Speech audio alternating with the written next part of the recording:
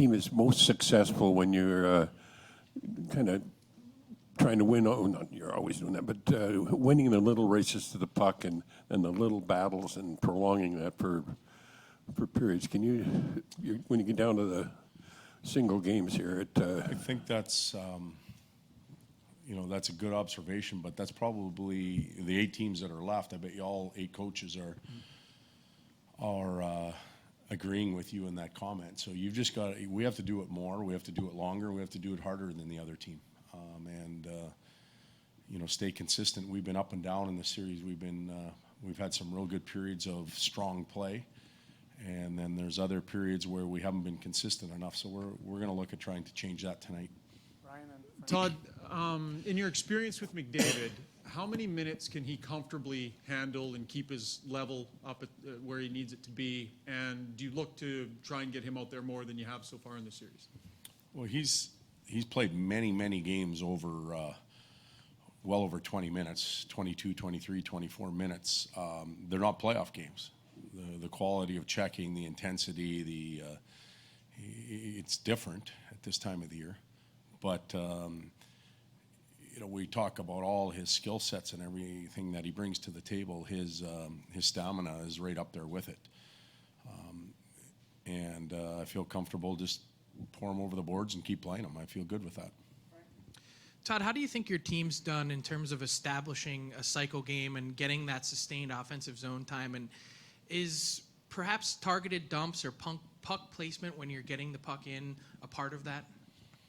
Well, that, to me, the initial or the secondary part of your question, the dumps and the ability to forecheck leads into your cycle time. So one leads to the other, and without the first, you don't get the second. So we can do a better job there. Gibson's touched the puck a lot, and one of the factors in this series that we've had to handle that maybe we haven't faced is the mobility of all 6 of their defensemen.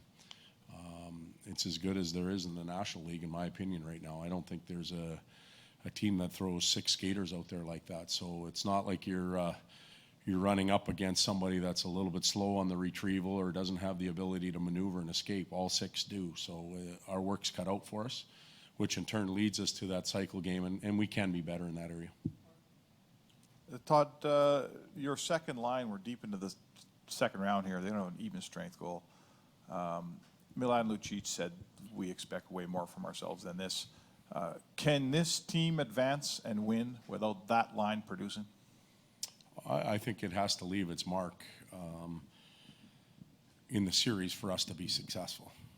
So I guess Milan probably answered the question fairly, and we've got 6 periods to play with, maybe more. I don't know how it goes, but every player on each team has a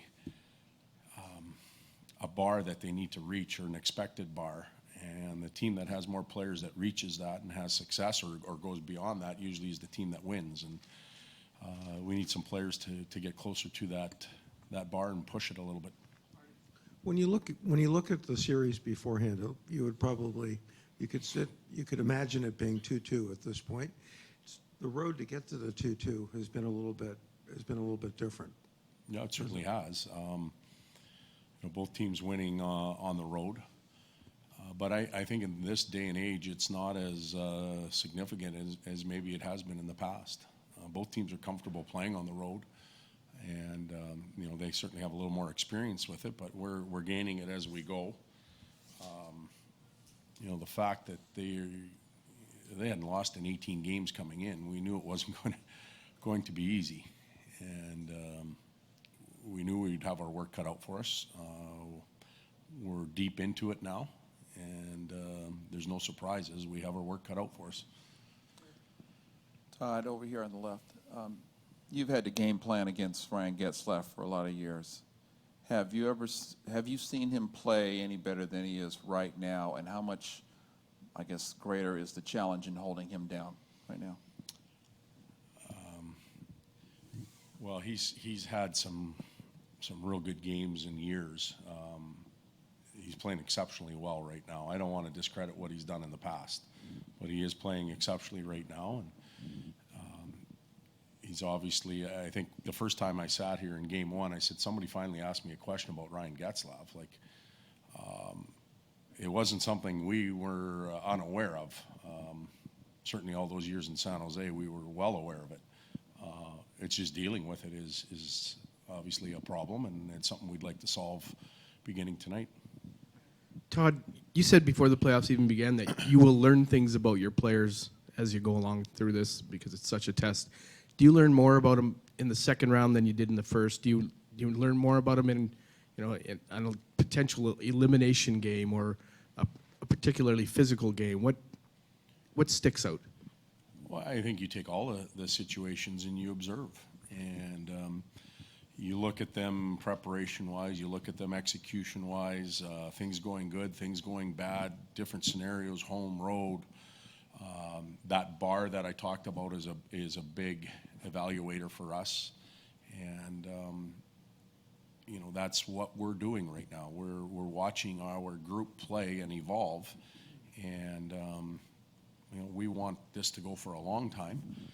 And when it's over, then we'll sit back and evaluate the group, individuals, and that allows us to make some decisions moving forward that we weren't able to make for the past decade. Just on Getzlaf, in defending him, have you found that mobility, speed, experience, good sticks win out over more physical type play against him? Like of the two, which is the better way to maybe try and contain that player? Probably a combination. We've tried both, and he's had success. So he's who's kidding who? He's a tremendous player. He's got tremendous size, strength, skill, vision, and experience. So to think that one type of game or one guy is going to shut him down, it's not going to happen that way. It's going to have to be a group effort, and if you end up on the ice with him because it's unpredictable with the face-offs, you better know who you're out against and get the job done.